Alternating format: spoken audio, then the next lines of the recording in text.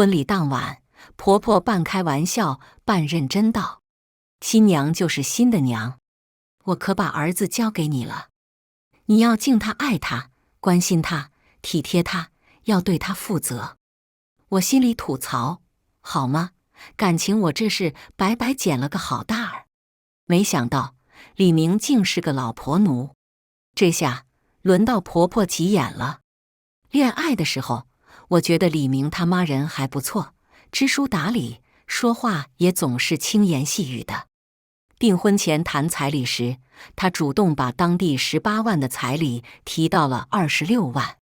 他笑眯眯地说：“我就明明这一个儿子，反正早晚都是给他的，现在多给佳佳些彩礼，让他傍身也是一样的。”我爸妈说婆婆实在能处，婆婆大方，他们也毫不含糊，直接给我陪嫁了一套价值100万的电梯房。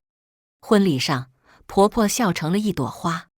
父母发言那一环节，她当着在场所有亲朋好友的面，夸我温柔懂事，夸我爸妈开明豁达。大家都说这是场十全十美的好姻缘。可婚宴才刚刚散去，她就给我来这么一出。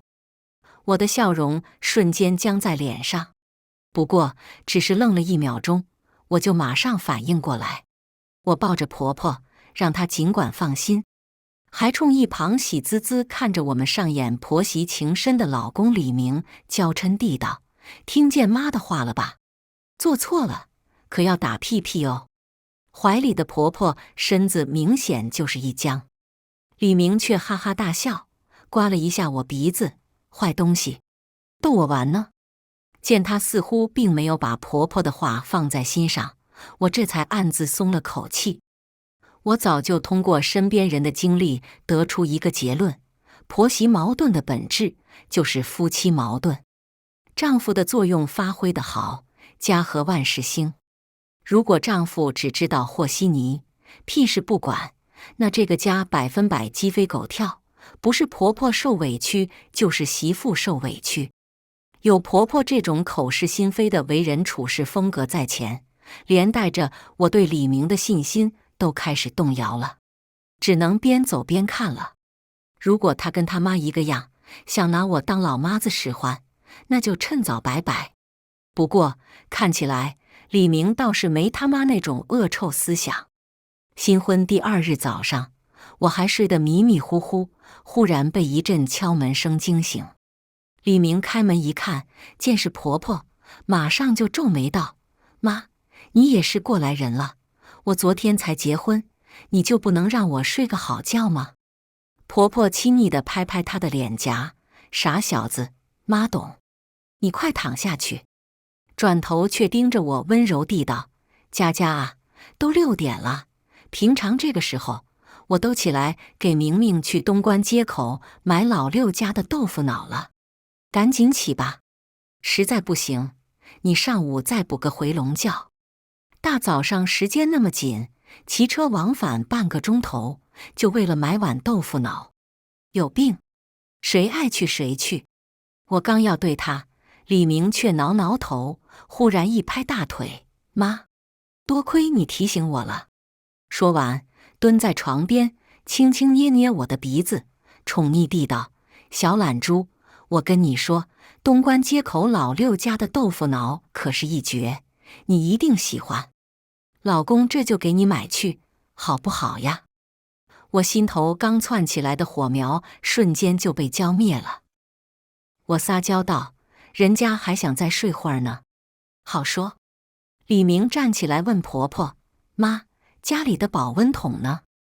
赶紧给我找出来洗干净。”我洗漱完就开车去。婆婆目瞪口呆，过了好几秒钟，才眨巴着眼道：“还是让佳佳去吧，她也该熟悉一下附近的环境，别回头买瓶酱油都找不着地方。”我做事要起床。李明一把将我按下去：“傻瓜，现在就没有花钱解决不了的事，快睡吧，有保温桶呢，你睡到几点都不是问题。老公聪明吧？”我连忙夸奖：“我老公天下第一帅，天下第一大聪明。”李明屁颠屁颠出了卧室。婆婆没好气地道：“徐家，你昨晚答应我的呢？放空炮了？人说话可得算话呀！”李明忽然露出半个脑袋：“妈，你年纪大了绝少，也得体谅体谅年轻人呀！快，别墨迹了，赶紧给我找保温桶去。”婆婆不甘心，还想做垂死挣扎。佳佳也该熟悉一下家里的布置了，别回头啥也找不见。李明嗤笑一声：“就咱这80平米的房子，再说了，不是还有您吗？”婆婆瞥了我一眼，不情不愿地出去了。临了，也不知是故意的还是忘了，就给我大敞着卧室门。我赶紧提醒她：“妈，帮我带上门。”至此，我已睡意全无，但还是缩回被子里。一想到婆婆吃瘪的表情，就差点笑出声。老公，好样的！婚假第3天，我准备洗衣服。婆婆过来左看右看，从脏衣篓里翻出条男士内裤，2根手指头拎着，举到我面前，皮笑肉不笑地道：“佳佳，你妈看着也是个讲究人呀，就没教过你，内衣内裤要分开洗。”我笑笑：“哦，是这样的。小时候，我妈直接就替我洗了。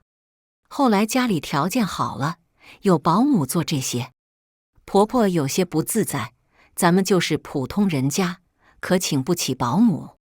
还有，作为一个女人，我觉得你有必要懂这些生活常识。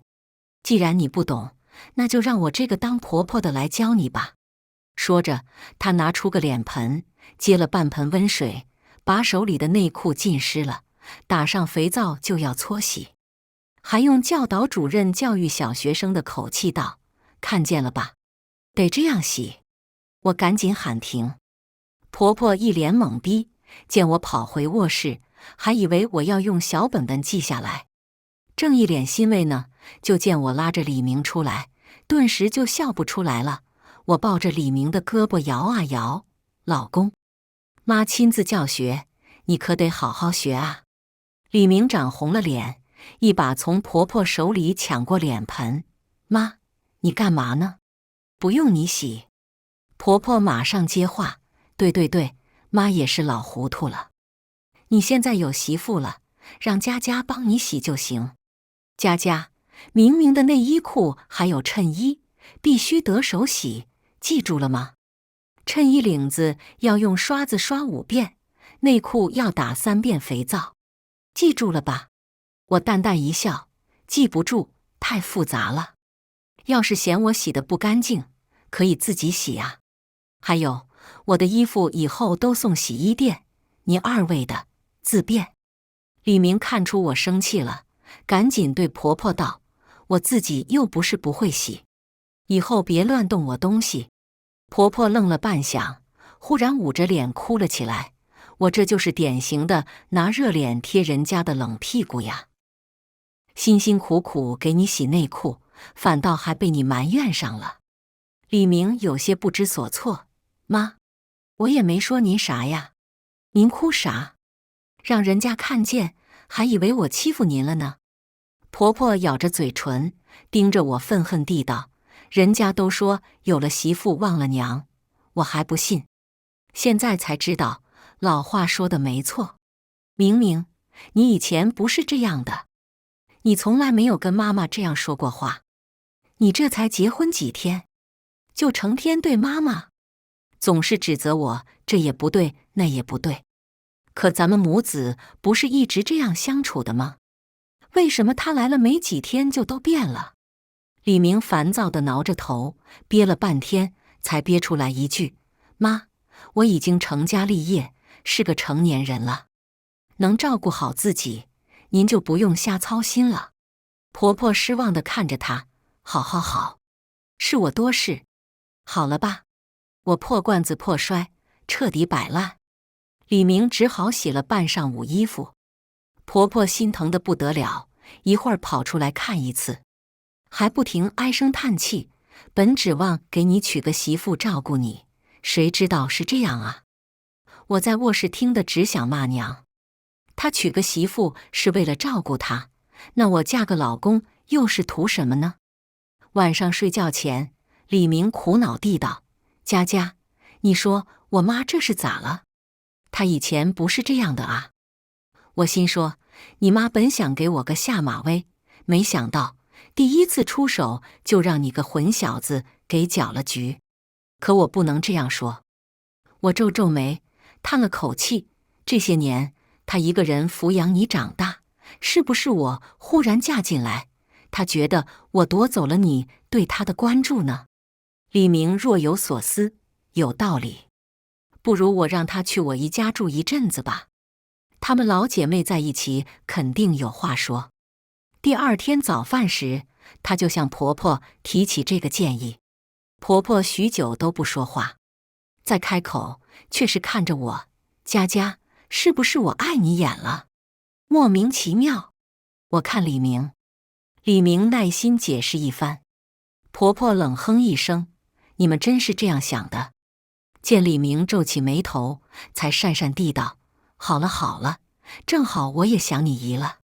反正退休了没事做，去看看她也好。”又扭头吩咐我：“佳佳，你眼光好，就麻烦你帮我看看给你姨他们带啥礼物吧。”我答应得很痛快，不就是想让我花钱跑腿吗？没问题。当天下午，我就拉着李明和婆婆去了商场。婆婆找借口死活不想去，李明用我劝她的话劝她：“妈，我觉得佳佳说的有道理，她喜欢的，我姨他们未必会喜欢，还是你更了解他们，一起去吧。既然花了钱，就一定要让人家满意嘛。”婆婆无奈，只好跟我们一起上了车。一路上，她都没说一句话。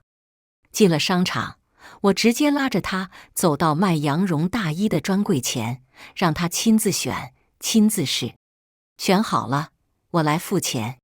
她左挑右选，最后看上一件标价8000多的羊绒大衣，笑眯眯对我道：“就这件吧。”她一脸得意，似乎在向我示威，跟我斗：“你还嫩点。”李明已经被她提前打发去帮她姨父选礼物。很明显，这个钱当然是得我来付了。姐钱多，但姐不傻，买礼物是假，借机打压我才是真。就算8000多花了，她也不会领情。保不齐，她压根就不会告诉李明他姨，这是我花钱买的。我掏出手机，刚要扫码支付，假装忽然想起什么，跟婆婆要她手机：“妈，把手机给我。”婆婆警惕地抓紧手机：“干啥？我卡里从来不放那么多钱。”“知道，不是让你付款，我只是想用您微信让我姨看看，她喜欢不？”婆婆迟疑道：“没这个必要吧？这么贵，她会不喜欢？一看就不想让李明他姨知道这事。要不看看明明的意思。”说着，我就拨通李明电话。婆婆想阻止，已经来不及了。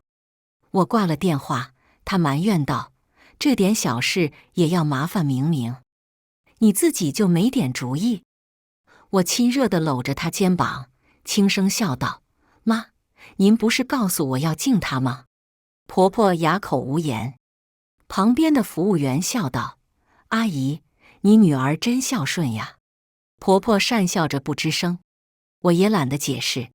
没几分钟，李明回来了。一听一件衣服要8000多，他一把就扯过去还给服务员。我一整天干农活，哪有机会穿这么高档的衣服？简直就是浪费。妈，佳佳不了解我姨情况，您又不是不了解，怎么都不提醒她一下，就由着她乱花钱？怎么着，她的钱就不是钱啊？她还不知道衣服是她妈亲自挑选的。婆婆急赤白脸道：“你现在跳出来了？刚才她带我进这里，你也看见了，你咋不吱声？”李明有些没面子，烦躁地道：“这里面也有便宜点的，我哪知道她会看上这么贵的？”我默默看着婆婆。婆婆一张老脸涨得通红，却连一个字都说不出来。服务员看看这个，又看看那个，恍然大悟道：“闹半天是婆婆呀。”最后，婆婆换了家电，挑了条丝巾送李明他姨。我另外选了一条，让她送李明他表嫂。李明竖起大拇指：“我媳妇大气，来，老公付钱。这么好的媳妇，俺哪舍得让她出力又出钱呢？”婆婆阴沉着脸，一言不发。趁婆婆去卫生间，我担心地问：“老公，我是不是哪里做错了？妈好像不太开心啊。”李明亲了我一口：“她更年期，你别跟她一般见识。回头我说说她。”婆婆去乡下住了1个月才回来，一进家门就拉着李明左看右看：“儿子，才1个月不见，咋就瘦了这么多？是不是佳佳没好好给你做饭？”说着，责怪地瞥了我一眼。李明笑嘻嘻道：“妈，您懂什么？佳佳说这叫健康饮食。”婆婆一愣，随即笑了：“好吧，你们年轻人的事我也不懂。不过，明明，我有个事要告诉你。你一家表妹要在城里实习，听说你们那套房子空着，想过去住。我答应她了。”我疼得站了起来：“你有什么权利拿我的房子去卖人情？”婆婆当下就黑了脸，但她并没有直接对我发作，而是看着李明道：“明明，她这是没拿你当一家人啊，都嫁过来1个多月了，还分得这么清？去你妈的！”当着我的面就公然挑唆我们夫妻关系。我下意识就想对她：“就算嫁到你家一辈子，该是谁的也还是谁的。”不过话到嘴边，我忽然有些好奇李明的态度。房子是我的没错，事情却是婆婆挑起来的。李明的态度就很微妙了。对于我的婚前财产，他又是如何看待的呢？我硬生生把话咽回肚子里，不动声色看着他。李明挠挠头：“妈，可那房子的确是佳佳爸妈给他买的呀。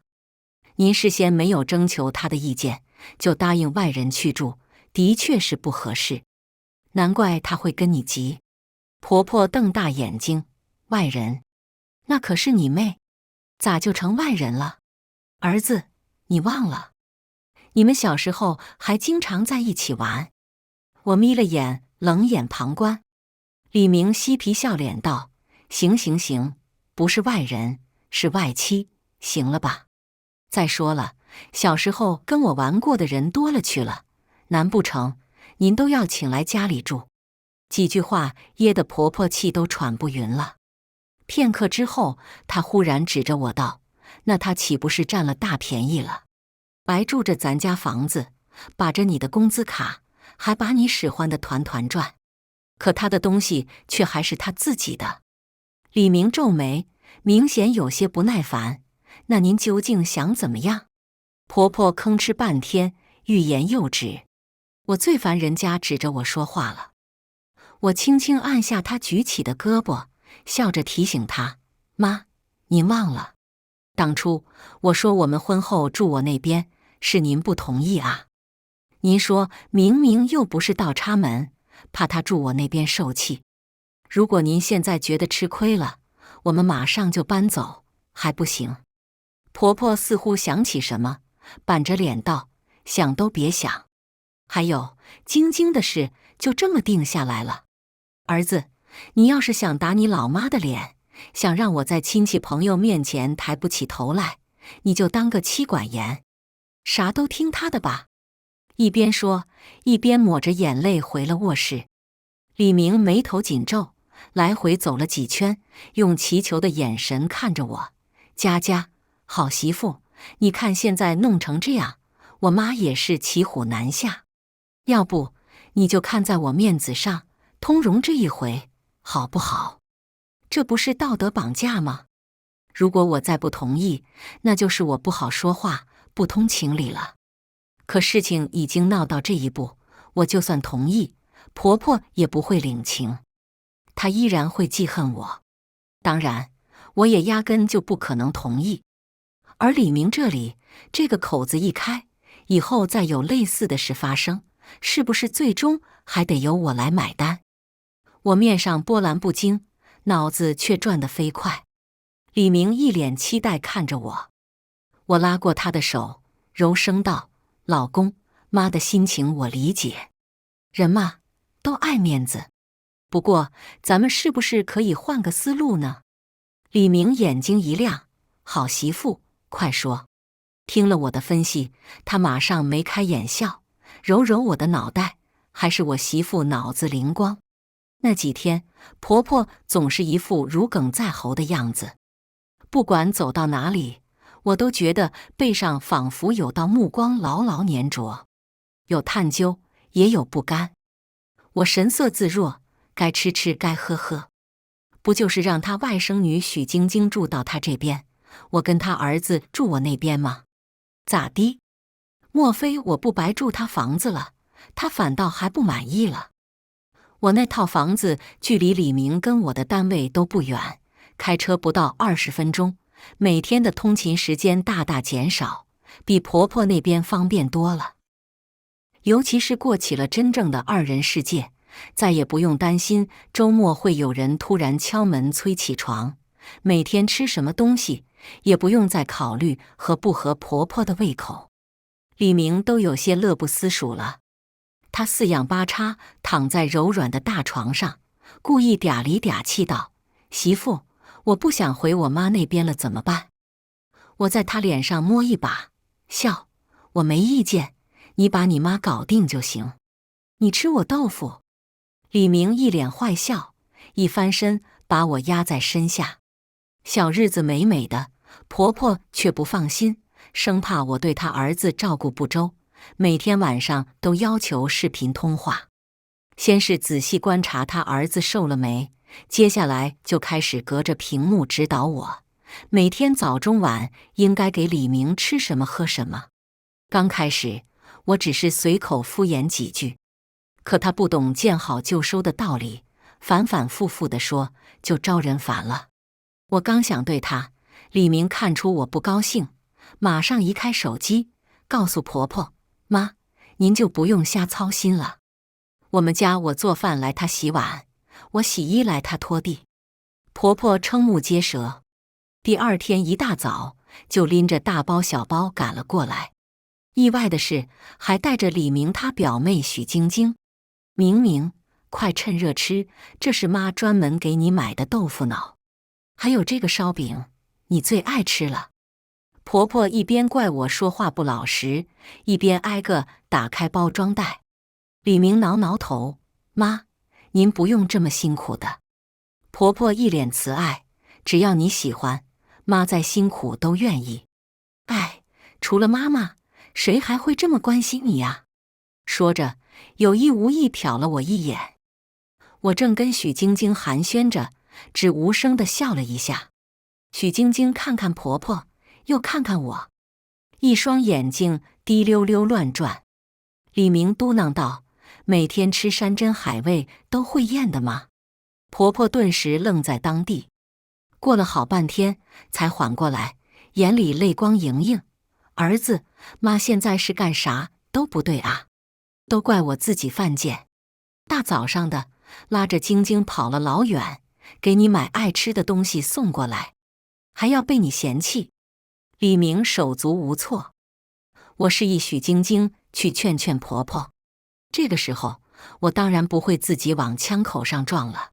说到底，她心里就是对我不满。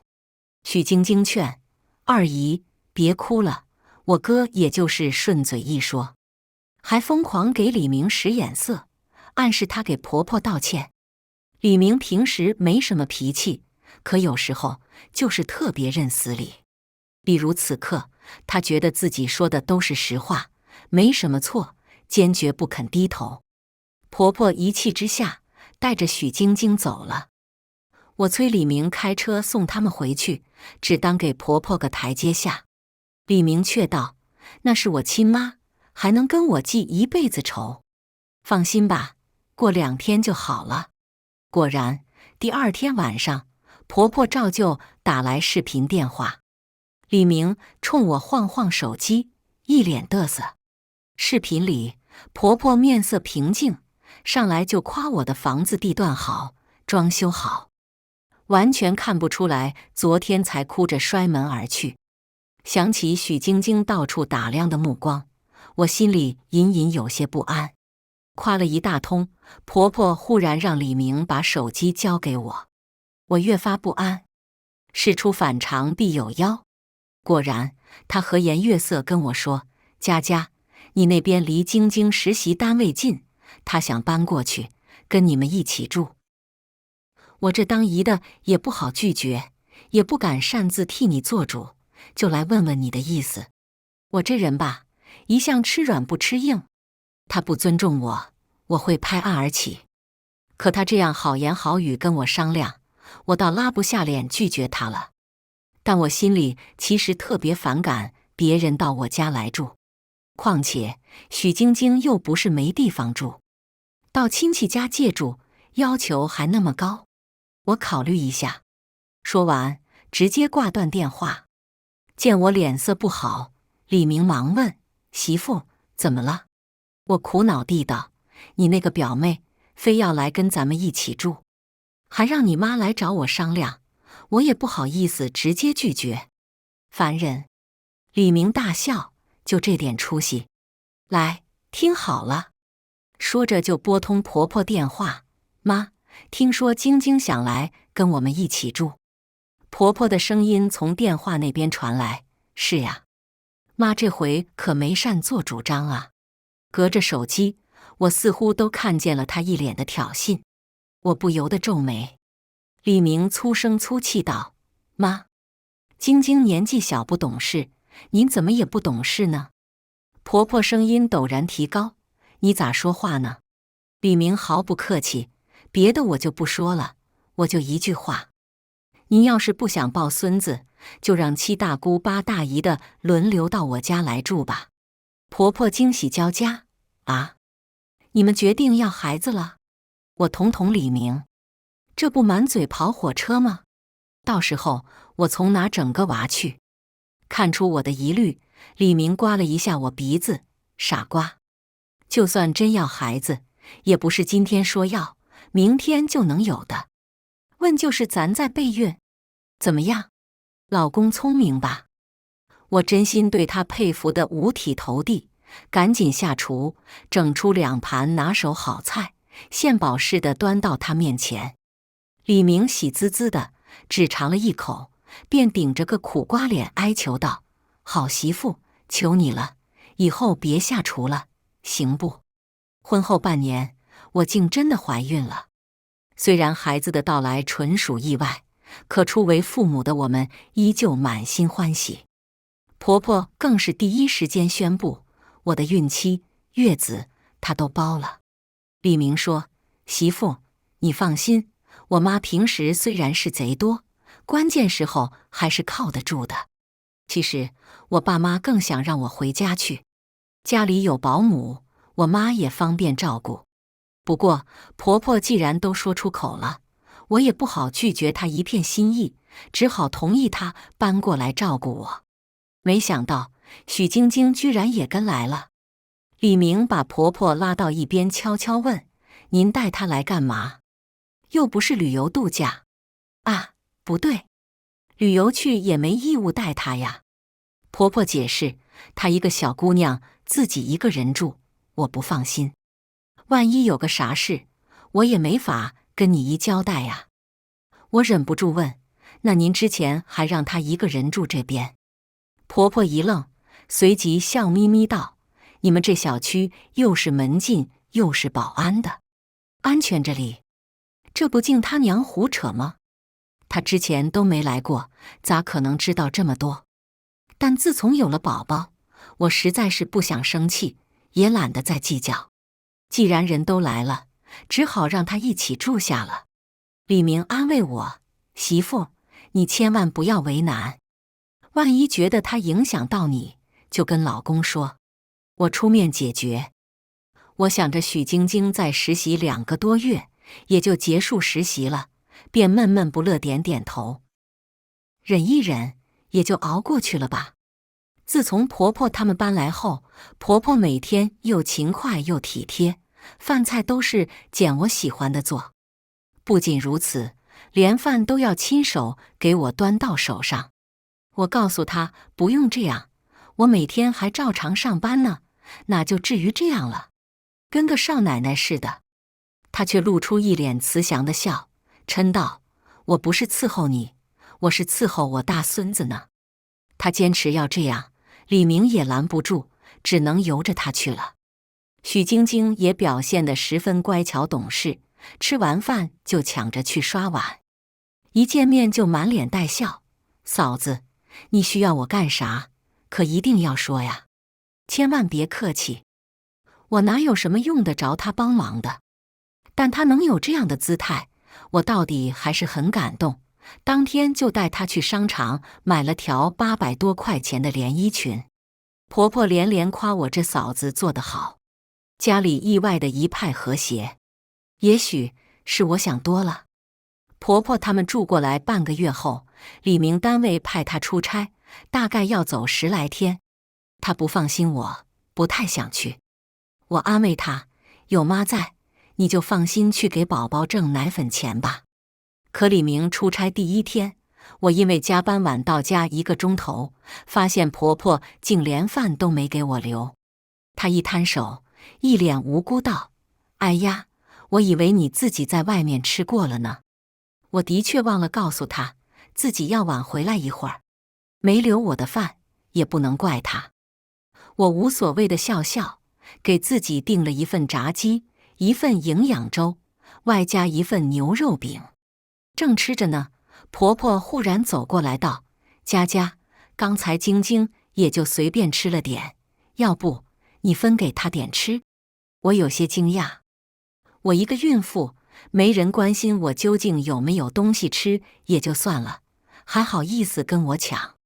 见我盯着她看，婆婆理直气壮地道：“这么多呢，你又吃不完。”我不是心疼这点东西，是她说话的口气让我很不舒服。其实，直到她这句话说出口之前，我都没多想。而现在，我却不得不开始怀疑她的动机。这是趁我怀孕，李明又不在，想借机拿捏我呢？那他可找错对象了。我把桌上的外卖往自己这边拢了拢，淡淡一笑：“妈，你忘了，我现在吃啥吐啥，可前面吐了，后面还得勉强吃，要不可就饿着你孙子了。”婆婆干笑一声：“也是哈，看我这老糊涂。”临睡前跟李明视频，他忽然问我：“媳妇，听说你一个人吃独食了，怎么了？”没想到婆婆居然颠倒是非，压根没提没我饭的事，只是埋怨我只顾自己吃，都不知道让一下别人。那啥，晶晶是客人，又是我表妹，你好歹客气客气嘛，要不我妈面子上下不来。我冷笑一声，给她详细讲了事情的始末。李明惊讶不已，回头我跟我妈说一下。她咋这样啊？我不想多生事端，算了，后天就是周末了，我步行回我妈那边住几天。李明叹了口气，我安慰他安心工作，不用为这些小事操心。第2天早上，一推卧室门，一股浓重的韭菜味儿扑面而来。我一阵恶心，冲进卫生间就是一阵狂吐。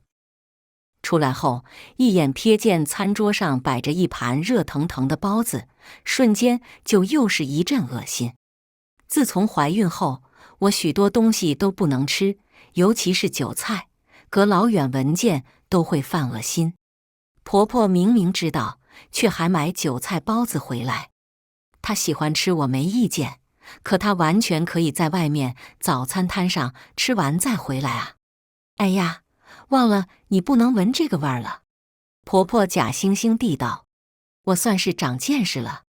在此之前，我还从来没见过这种2面3刀的人呢。”我连早饭都没吃就出了门。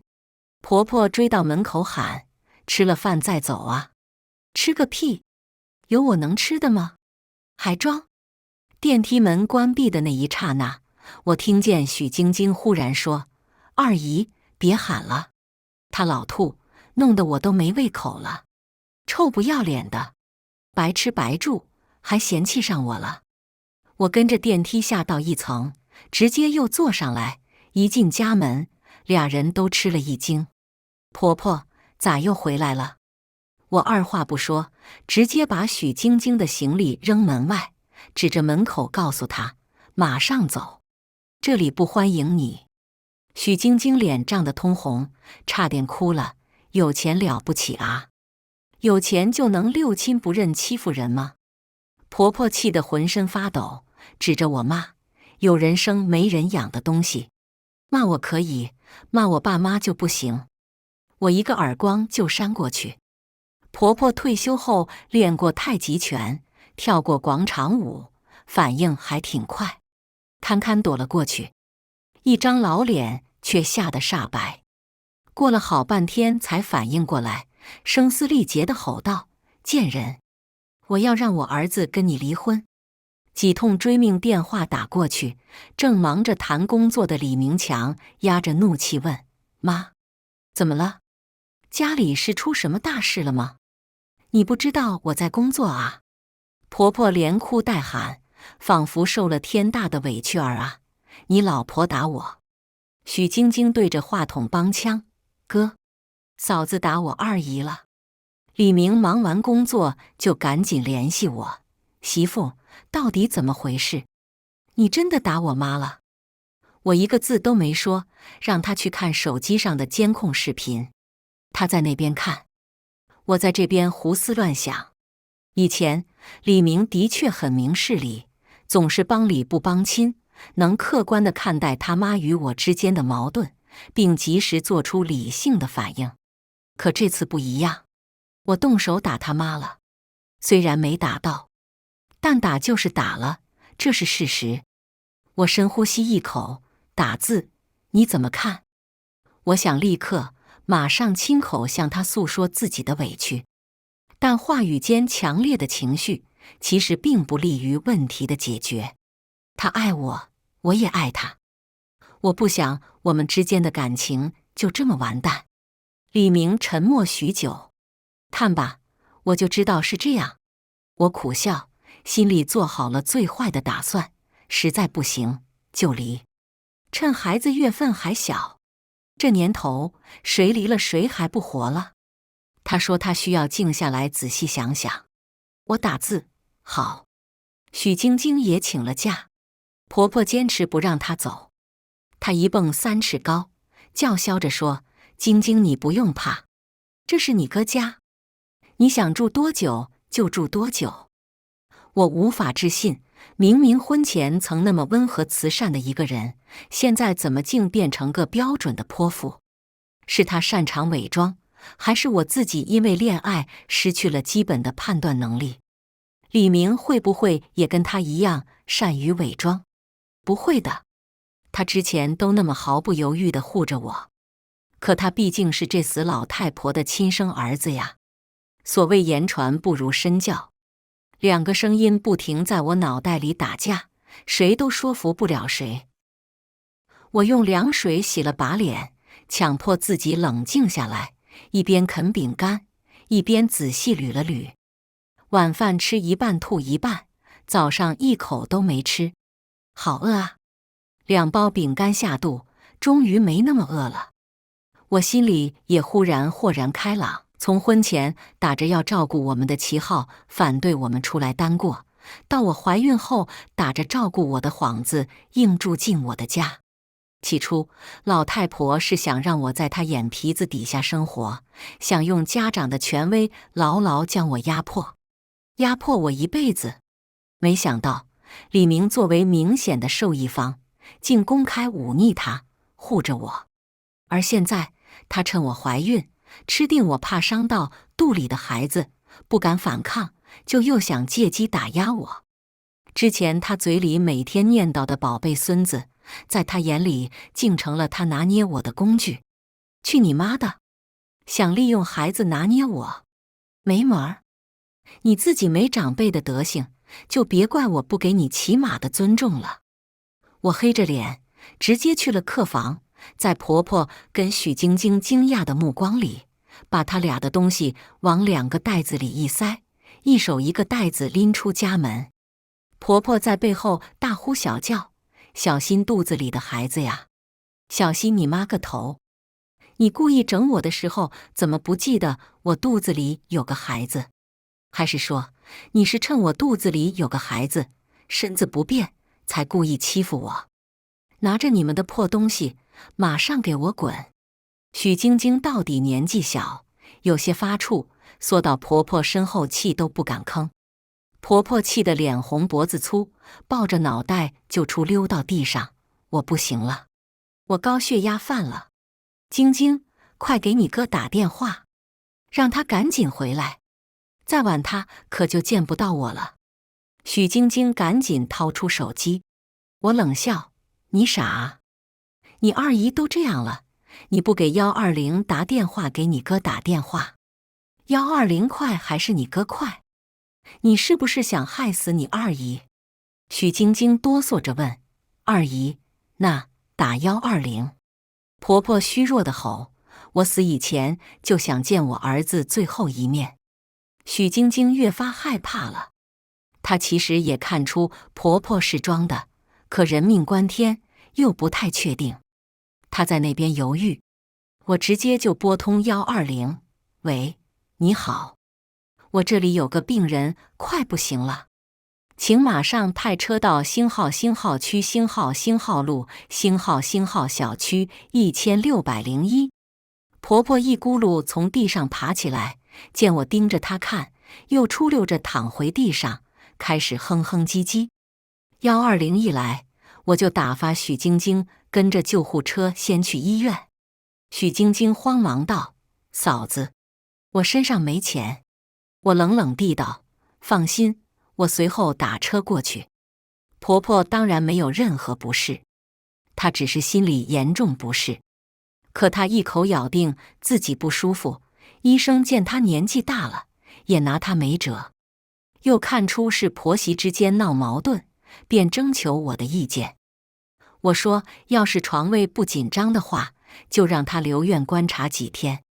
医生松了口气，只能这样了。我交了3000块钱的押金，把行李扔给他俩，交代许晶晶，她可是你亲姨，你可得把她照顾好了。婆婆捶着床板道：“晶晶还要实习，总请假会影响实习鉴定。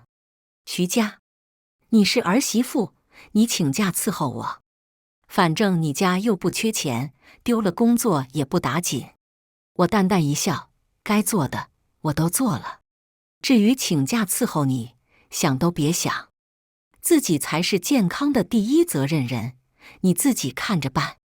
说完这些，我拨开围观的病人家属，留下目瞪口呆的婆婆与许晶晶，直接扬长而去。李明出差回来就直奔医院，我怕婆婆恶人先告状，主动提出陪她一起去。一路上，她始终一言不发。这几天，许晶晶给婆婆拍了不少视频。视频里，婆婆虚弱地躺在病床上，神情落寞，时不时哼哼2声。许晶晶还在旁边解说：“哥，二姨被气病了，嫂子却趁机把我们赶出来了。哥，二姨说她很难受，很难受。”她拿给我看的时候，沉着脸问：“为什么会弄成这样？”我沉默着，把之前在医院的录音发给她，建议她再看看后面的监控视频。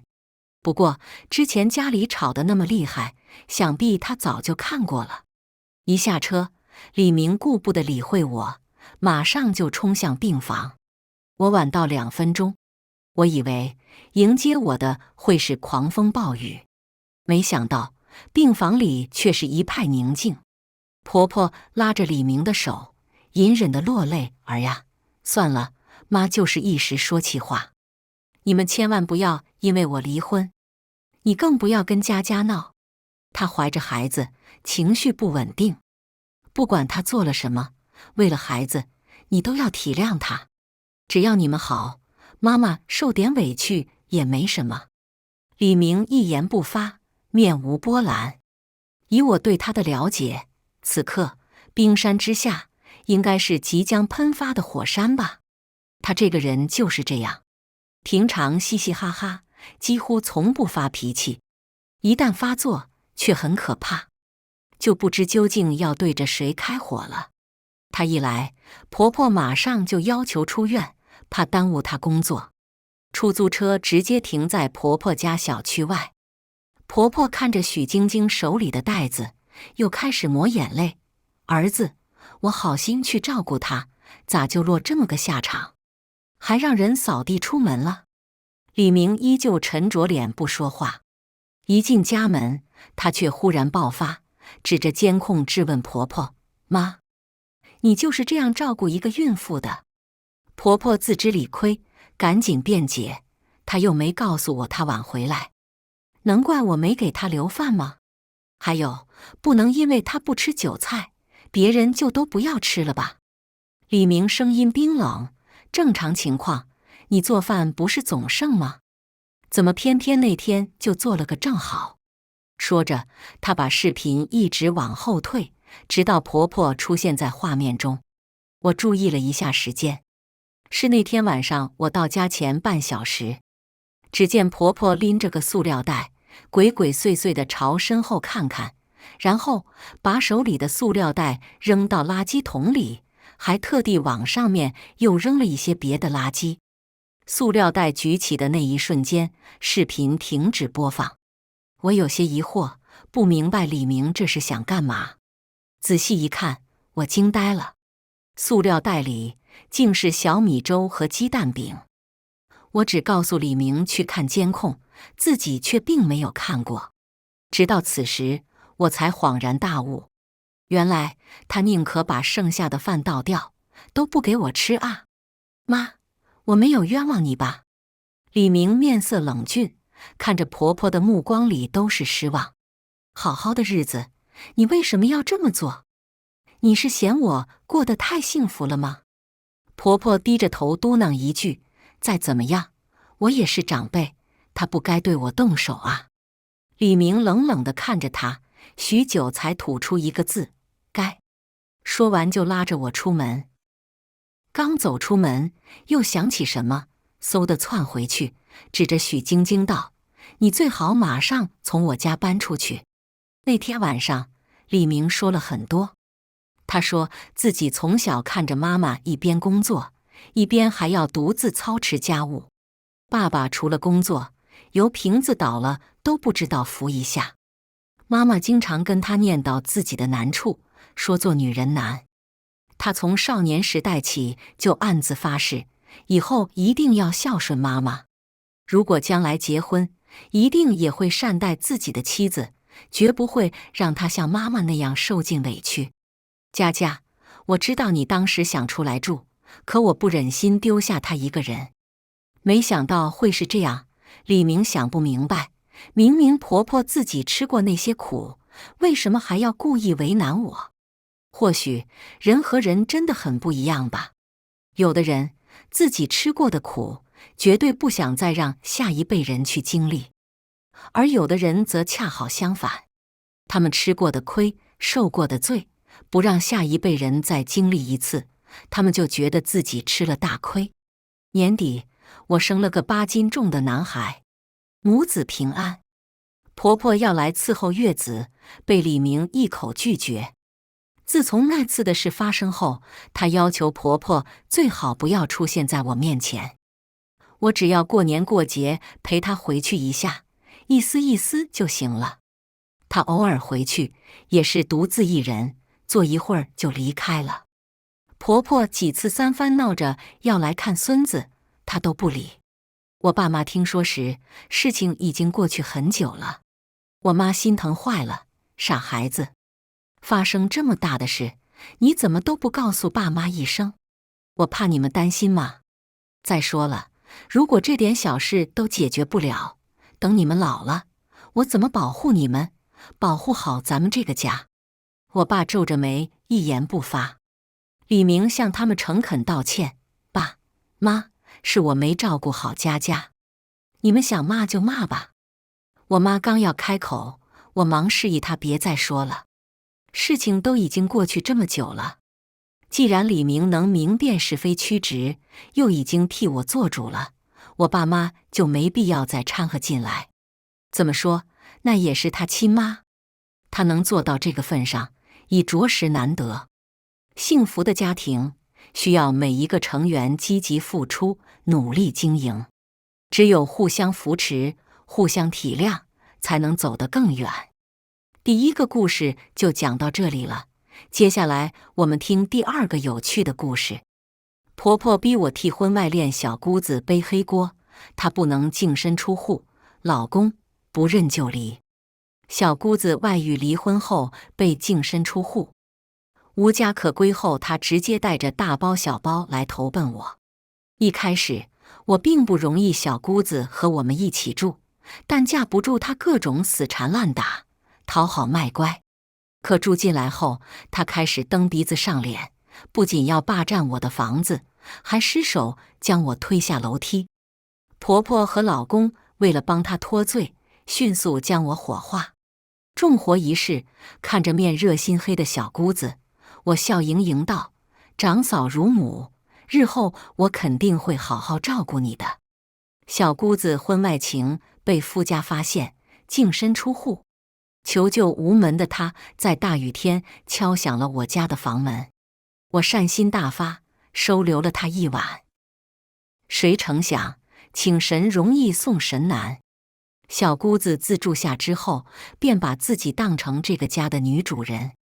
但凡我稍有不满，或者赶她走，她就泪眼汪汪地问我是不是嫌弃她，甚至还会联合我老公和婆婆一起来谴责我。秉承着家和万事兴的原则，我一忍再忍。可我的忍耐换来的不是她的理解，而是变本加厉。最后，她竟然还惦记上了我的房子。我不愿意，她就联合我婆婆和老公一起给我做思想工作。看着这一家人可恶的面孔，我歇斯底里地和他们争执，可他们只觉得我无理取闹。小姑子更是狠心将我推下楼梯。意识模糊间，我伸手向他们求救，却听到这一家人在安排我的丧事。依我看，咱们今晚就把他火化了，免得夜长梦多。听到老公乔木川毫无感情的话，我心如死灰。一睁眼，我再次回到了那个雨夜。还不等我缓过神来，房门再次被敲响。嫂子，我是周云，你能让我进去避下雨吗？带着哭腔的声音传来，我只觉得遍体生寒。上一世，我将她放了进来，悉心照顾，却被她处处指摘。这次，我不打算做个忍气吞声、善解人意的嫂子了。我戴上耳机，假装什么都没听见，继续睡觉。第二天一早，我打开手机，看见上面有很多未接电话，有在外地出差的周木川的，有婆婆的，还有门外周云的。微信上留言上，一开始婆婆还将事情的来龙去脉给我说清楚，让我收留周云母子一晚。可后来她便开始自我揣测，质问我是不是故意将周云关在门外，话里话外都在说我恶毒。看着后面6个60秒的语音，我连听都懒得听下去。既然她那么心疼周云，为什么不把人接回去，或者订个酒店？现在细细想来，他们就是想让我给周云接盘，让我当冤大头。看着镜子中的自己，我突然觉得很可悲。命搭进去一次就够了，什么亲情，什么爱情，在活着面前狗屁都不是。想通这些后，我将自己收拾好，打开了房门。不出所料，周云正可怜兮兮地坐在门口。看到我开门，周云哇的一声就哭了出来。嫂子，你怎么才开门啊？她一边哭一边抱怨我，泪眼婆娑的样子看得人很是心疼。我装作什么都不知道，赶紧将两人请了进去。刚进屋坐下，周云便开始装可怜。嫂子，林松那个王八蛋跟我离婚了，我没有地方可以去了，你能不能收留我2天？林松是个狠心的，离婚时什么都没给我留，我以后可怎么办啊？说着，周云哭得更凶了。前世我看他这样，虽然心里不愿意，但还是收留了他。可谁成想，请神容易送神难，他这一住根本就不愿意走了，甚至还惦记上我婚前买的房子了。不给就闹就做，直到把我推下楼梯，都是一副我活该的样子。而我婆婆和周木川不仅没有制止，还给他善后。重活一世，我要让他使劲做，让我婆婆和周木川都亲自感受一下周云是不是真的可怜。毕竟刀子不落在自己身上，永远不会感觉到疼。周云一直哭，单间我没接茬，也就歇菜了。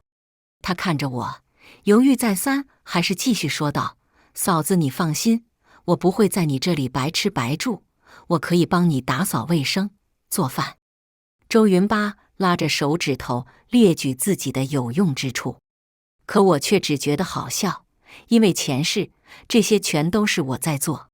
不仅如此，因为有了他，我需要做的家务多了1倍不止。你住在这里不合适。看着很周云越说越兴奋，我直接开口打断了他。听到我的话，周云有些懵，不确定的又问了我一遍。我面无表情的又重复了一遍刚刚的话。周云脸上的笑容再也维持不住，他怒气冲冲地看着我，啪的一巴掌甩在我脸上。江好好，你算个什么东西？叫你一声嫂子，你真把自己当根葱了？我还就告诉你，我就要住在这里，你要是不愿意，那我就让我哥休了你。周云就像是一个泼妇一样嚣张，语气里的不屑丝毫不加掩饰。前世因着我态度和善，周云倒是一直跟我维持着表面上的友好，如今倒是提前暴露了。这样也好。我和周云四目相对，然后在他惊讶的眼神中，将那一巴掌狠狠甩在他脸上。这一巴掌彻底激怒了周云，他尖叫一声就朝我扑了过来。我们2个就这样在客厅里厮打起来，谁也不让谁。因着前世的恨意，我下手更是毫不客气，嗷的一口就咬在周云的肩膀上。周云尖叫着让我松开。不知道打了多久，一只手从我们之间横了过来。你们2个赶紧给我住手！婆婆不知道什么时候赶了过来，刚将我们分开，我赶在周云之前，抱着婆婆大哭了起来。妈，你要为我做主啊！周云她被休了，心里不忿，冲上来就要打我啊！先入为主，婆婆听了我的话，觉得周云就是因为离婚，再加上我昨晚将她晾在外面，心气不顺，故意将火发到我身上。我哭得委屈，老太太也不好再说我什么。倒是周云时不时地伸手想往我身上招呼，但因着婆婆在中间拦着，一来二去，那几个大巴掌全都落在了她身上。被自己女儿打了几下巴掌，婆婆也生气了。在周云再次动手的时候，反手就把她推到了沙发上。行了，还嫌不够丢人？你看看这家里被折腾成什么样子了。婆婆先是象征性地骂了周云2句，然后又转过头为难地看着我。好好，周云是有点冲动了，但是也情有可原。你看她现在确实有难处，你就收留她住下吧，就当我这个当妈的求你了。说着她就要给我下跪。要不是我早有防备，说出去怕是要被戳脊梁骨了。这老太太看上去语气卑微，实际上是步步紧逼，逼着我不能拒绝周云。还真是女人随妈，都是面热心黑。不过我本来也没打算拒绝她，甚至会给她找一个好去处。我将婆婆扶到沙发上，妈，我不是不让周云住在这里，但你看这个房子只是一个小两居，4个人住确实有点挤。我话还没说完，周云直接冷哼一声，阴阳怪气地说：“不想让我住就直说，还在这找理由，真虚伪。”我并没有理会周云，而是回房间周木川的小金库中拿出了一个房本。说实话，若不是死过一次，我也不知道同床共枕那么久的人，还在我眼皮子底下跟我玩心机。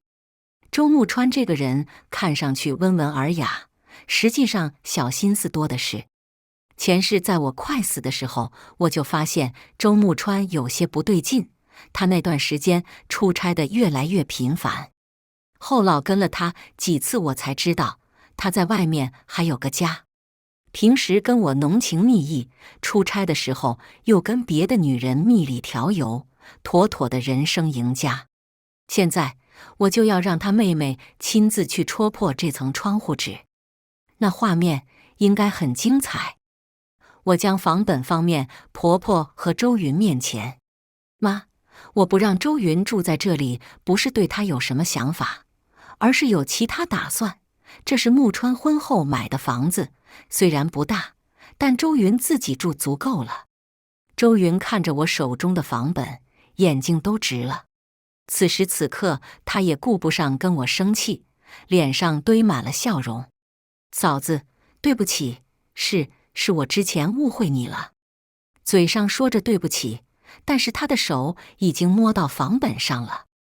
看着他贪婪的样子，我心中冷笑。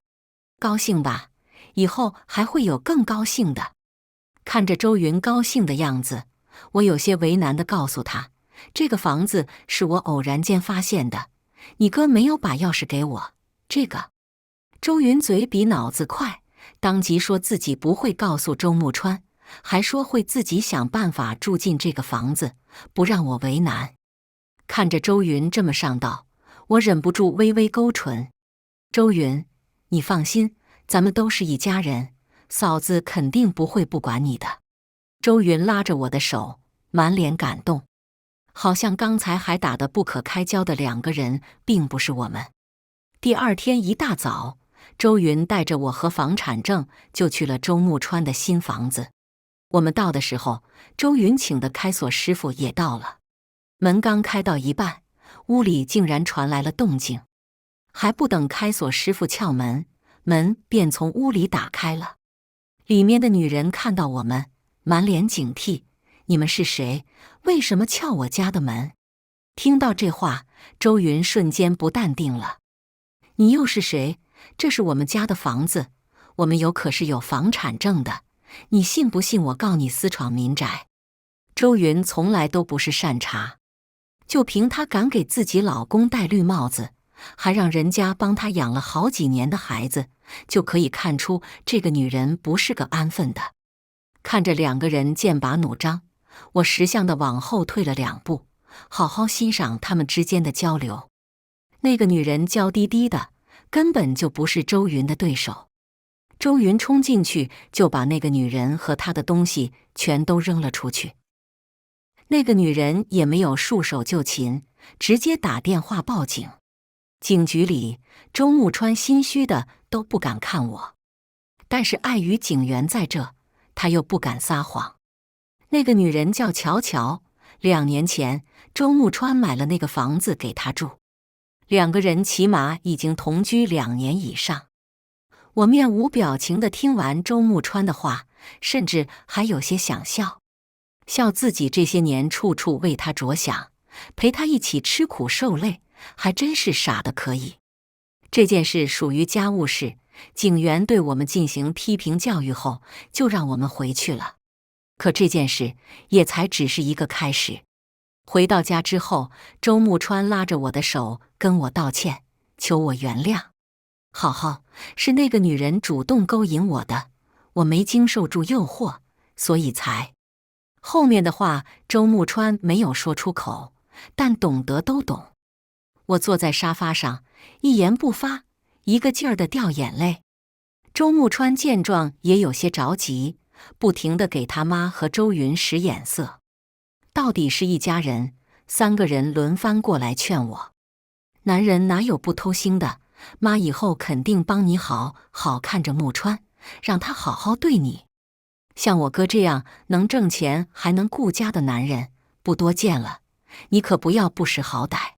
是啊，你现在要是怄气，不是便宜了外面的女人吗？我婆婆和周云2个人，你一言我一语，都是让我见好就收。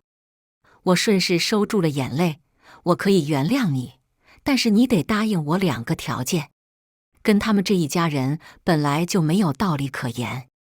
我重生，本来也不是为了跟周木川好好过日子的，他有几个女人都跟我没有关系，但我却可以利用这个机会，把这池水搅得更浑一些，离间他们兄妹之间的感情。我的第1个条件就是让周木川远离那个女人，周木川很快就答应了。但是听到第2个条件的时候，周木川脸色都变了。这房子我们可以让周云暂住，但是怎么能过户给他呢？这个我不能答应。在利益面前，刚刚还站在同一条战线上的兄妹俩，瞬间就站在了对立面。你还是不是我亲哥？我被别人赶出门，你不帮我出头就算了，现在竟然连个房子都不舍得让我住。对啊，周云孤儿寡母的，要是没个房子傍身，以后容易被人欺负了去。我点头附和周云。有了我的支持，周云底气更足，连说话的音量都加大了。2个人争得急赤白脸的，看上去不像是兄妹，更像是仇人。他们2个争吵，难为地是他们的亲妈，我婆婆。老太太夹在2个人之间，左右为难。周云，我告诉你，这房子住可以，想过户门都没有，要不是你自己不检点，搞婚外情，至于现在无家可归吗？哦豁！周木川气急了，说话开始口无遮拦，一个劲儿地往周云身上扎刀子。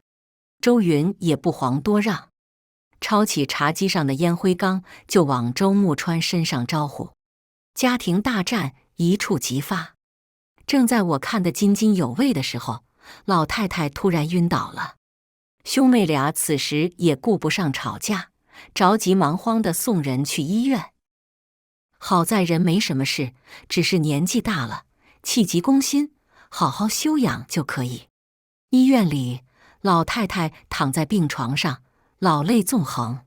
木川，我知道你妹妹这个要求过分，但是她现在已经没有人可以依靠了。等我100年之后，你们就是这个世上最亲的人啊！你看这样行不行？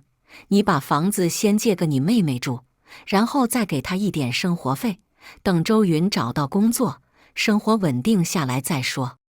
碍于自己亲妈的身体，周云和周木川都妥协了，但这只是表面上的。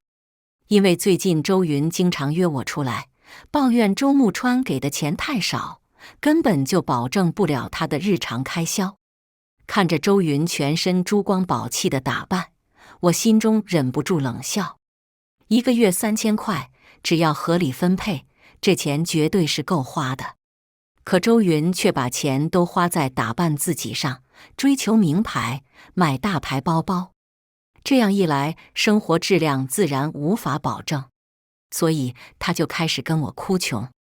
言外之意就是想让求周木川多给一点。他这么贪心，还真是太好了。身为嫂子，他既然张嘴求我了，我自然不能袖手旁观。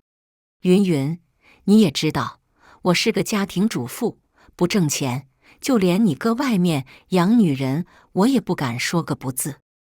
我为难地看着周云，将我的苦衷告诉他。周云听到这话，倒是没有反驳。他从骨子里就觉得我是个没用的，只会依附别人的女人。而我现在这副模样，更让他看不起了。看着他若有所思的样子，我看了看他，想要张口，却又不敢张口。周云看我这样，更加不耐烦了，有什么话就赶紧说，吞吞吐吐的干什么？我心中窃喜，果然是个耐不住性子的。云云，你现在很难从你哥那边直接拿到钱，但嫂子又不忍心看你过得这么辛苦，我现在倒是有个办法帮你。我的话成功地吸引了周云的注意，他看着我的眼神多了几分期待。我和周云聊了将近1个小时，走的时候他脸上堆满了笑容，而我心情也很不错。毕竟家里过段时间应该会很热闹。没过2天，周木川前脚刚走，周云后脚就跟了上来。婆婆看见自己女儿过来，一开始还是高兴的，但在周云明里暗里说自己生活拮据，钱不够花的时候，婆婆嘴角的笑意明显浅了不少。阿云，你哥不是给了你钱？你现在不比以前，能省就省一点吧。婆婆的劝诫并没有让周云满意，反而是有些不耐烦地看了我一眼。我给了她一个少安勿躁的眼神，跟她一起劝婆婆。周云虽然离婚了，但好歹也是个姑娘家，爱美一点正常，这样也能多出去见见世面，没准还能遇到一个更合适的人。是啊，妈，我哥给的钱就只够我吃的，可我也不能天天待在家里吧。婆婆是个心软的人，我和周云你一言我一语，到底是让她动摇了。她回屋捣鼓了一会儿，再出来的时候，手上已经多了一张卡。阿云，这可是妈的棺材本，你千万要省着点花，有时间也去找个正经工作。婆婆拿着钱一个劲儿地絮叨。看到了好处，周云也难得嘴甜敷衍了2句。看着婆婆所谓的棺材本，我心中好笑。那张卡可不是她藏棺材本的卡啊。不得不说，婆婆看上去是个软面团子，实际上还是很有心眼子的。想必给周云的那张卡里并没有多少钱，不过现在他们正母慈女孝，我也不能去当这个坏人。拿到了钱，没待多大会儿，周云便借口有事离开了。她人刚走，婆婆就借口没有钱让我去买菜。我并没有戳穿她的小心机，顺着她就出门了。出门之后，我没有去超市，而是拐弯去了另一个地方。周云有了钱，肯定要帮她找个地方花才是，不然他们一家人活得太快乐，我就不高兴了。办完事情之后，我随便在路边买了几个青菜就回家了。看到婆婆惊讶的眼神，我直接以她年纪大了，吃素对身体好为由，堵住了她其他的话。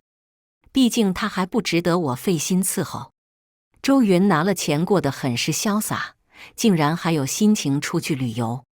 看她朋友圈里的照片就知道，她是带着男人出去的。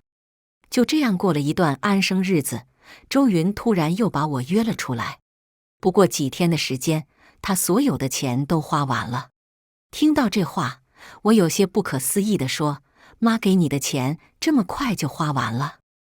你不会进传销组织了吧？”周云立马否决。在我的再三询问下，才知道他是坠入爱河了。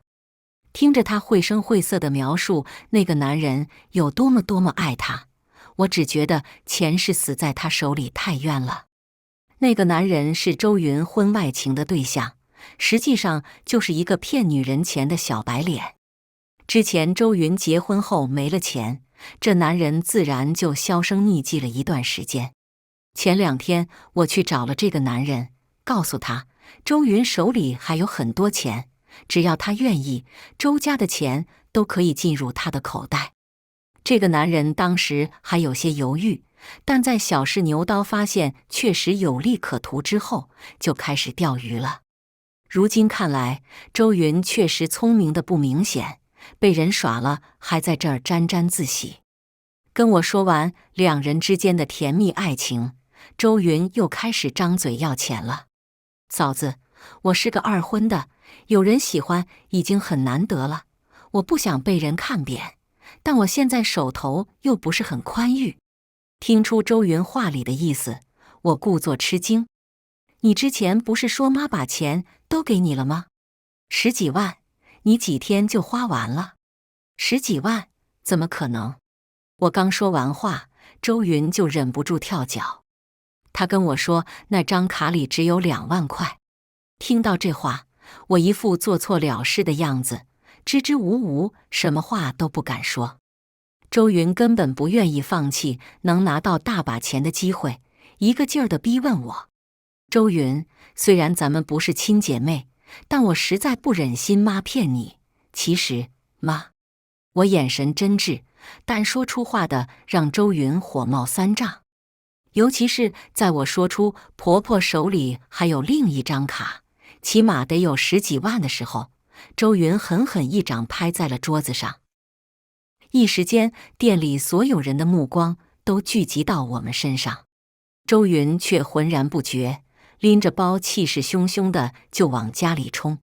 看着他的背影，我并没有追上去。家庭大战怎么能少了周木川呢？我在外面酝酿了一会儿情绪，才给周木川打电话。老公，有些颤抖的声音一出来，周木川那边就感觉到了不对劲。我告诉他周云疯了，他冲到家里跟妈要钱，让他赶紧回来。说完，不等他继续质问，尖叫一声就挂断了电话。周木川从公司到家里最快也要30分钟，这么长时间足够周云发挥了。安排好一切，我才慢悠悠地上楼。刚到门口，就听到了里面传来的争吵声。妈，我到底是不是你亲生的？你怎么忍心看着我吃不饱穿不暖？你怎么能这么狠心？婆婆根本就招架不住周云的无理取闹，从一开始的劝说到后来也忍不住刺了周云2句。周云已经被爱情冲昏了头脑，不给钱直接就开始砸东西。听到里面乱哄哄的动静，我悄悄打开了门。屋里婆婆正蹲在地上哭，而周云拿着一个凳子到处砸家里的东西。不过一会儿，屋等于客厅已经一片狼藉。要是不给钱，我就把家里的东西全都砸了。周云一边叫嚣着，一边就要进婆婆卧室里翻东西找钱。此时的她看上去已经有些疯魔了。找到了。婆婆的卧室里，周云拿着一张卡，脸上带着笑容。而婆婆看到那张卡上去就要抢。周云，这是我半辈子的积蓄，这张卡你不能动，不能打。2个人很快在卧室里争抢起来。婆婆毕竟年纪大了，力气上根本就不是周云的对手。眼看她要被周云推倒在地上，直愣愣地往地上摔。就在这千钧一发之际，周木川赶了过来。他将人接住后，二话不说，狠狠给了周云一个巴掌，将他打翻在地。周云，有病就赶紧去治，你要是敢再对咱妈动手动脚，我就跟你断绝关系，你1分钱都休想拿到。周木川的到来直接让扭转了形势。那一巴掌也把周云打懵了，站在原地好长时间都没缓过神来。看来是时候该我出场了。木川，你终于回来了，我实在拉不住周云，她非要拿钱补贴她新男朋友。我拉着周木川的胳膊就一个劲儿哭。但在说到新男朋友的时候，我特意加重了声音，顺便在暗中给了周云一个眼神。周云立刻明白了我的意思，拿着银行卡，把婆婆推到一边就往外跑。周木川看到周云发疯，骂着就要往外追。木川，妈晕倒了，快别追了！我冲着周木川大吼一声，才将他喊了回来。我们2个赶紧将婆婆送到医院。人虽然是抢救回来了，但因为年纪太大，气急攻心，中风了。看着躺在病床上正输液的婆婆，我心里没有丝毫的愧疚，反而觉得这是她自作自受。平日里看上去很好相处的样子，可是一旦发生事儿了，我就是那个外人。前世将我连夜火化，就是他出的主意。上梁不正下梁歪，他有今天也是活该。当时也是我给周云出主意，让他来老太太这里迂回要钱。只是可惜他以后看不到他的亲生骨肉自相残杀的画面了。周木川看到自己亲妈变成这个样子，火气一下子就上来了，留下一句让我照顾好婆婆，就匆匆离开。看着他离开的背影，我嘴角忍不住上扬。老的如今已经被折腾得中风了，就剩下2个小的了。前世他们是统一战线的，如今却开始自相残杀，真是报应啊！不过这还远远不够。周木川离开之后，直接冲到他那个小房子里，把周云和他婚外情的对象抓个正着。听说当时2个人正在滚床单，场面相当劲爆。周木川看到那个男的更是来气，当场跳脚，追着2个人就要打。那个男的也不是善茬，不仅没躲，反而对着周木川的棍子就迎了上去。等周木川出了气之后，那个男的当着他的面就报警了。不仅如此，他还去医院做了伤情鉴定，直接讹上了周木川。这一下，兄妹俩都慌了，赶紧给我打电话求救。警局里，周木川耷拉着脑袋，满脸丧气。看到我后，他满脸的委屈，还有些害怕。好好，你救救我，我只是太生气了，我没想到会变成现在这个样子，现在他们非要告我，你要帮帮我。周木川拉着我有些手足无措，我回握他的手，告诉他我一定会帮他，一定会说服周云他们的。只是我有一个条件，之前你也看到了，周云他们视财如命，而且他早就不把你这个亲哥放在眼里了，要是没有钱，怕是很难说服他们。后面的话我没说完，但周木川很快就明白了我的意思。他思索了一会儿，便把工资卡和密码告诉了我。这事儿交给我，你放心，我一定会把事情办得漂漂亮亮的。从警局出来，我就去见了周云。周云看到我，直接给了我一巴掌。你不是说按照你的计划，什么事儿都不会有，最多就是我妈和我哥生气一阵子，可现在事情怎么会变成这样？我哥进局子，我妈进医院，我以后可怎么办啊？说着说着，周云就哭了出来。可以看出来，他现在是真的怕了。可这又能怪谁呢？都是自己做的。云云，这一切都不怪你，都是巧合而已。再说了，现在就有一个好机会可以缓和你和你哥之间的关系啊。我放缓语速，一点一点诱导周云，告诉他，现在周木川只有他能拯救。要是他不帮忙，不求那个男的谅解，那周木川这辈子就毁了。看着周云若有所思的样子，我就知道他是把我的话听进去了。